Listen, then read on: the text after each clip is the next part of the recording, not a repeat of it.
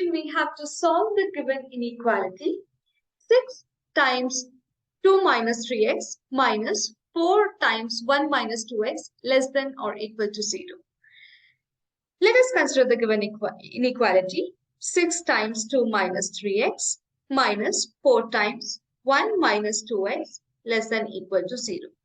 Now, simplifying the left-hand side of the inequality, we get 6 times 2, which is 12, minus 18x, minus 4 times 1, which is minus 4, minus 4 times minus 2x, which is plus 8x, is less than equal to 0.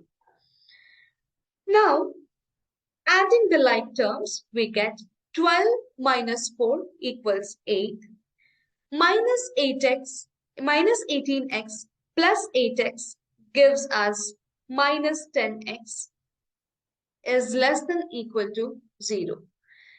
Now, adding 10x to both sides of the inequality, I get 8 minus 10x plus 10x is less than equal to 0 plus 10x.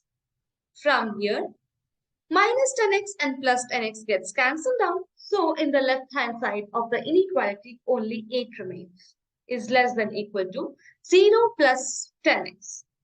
That is 10x.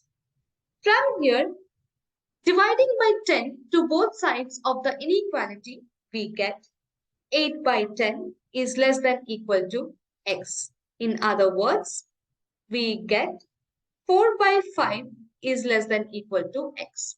So, the solution of this given inequality is the values of all x such that x is greater than equal to 4 by 5.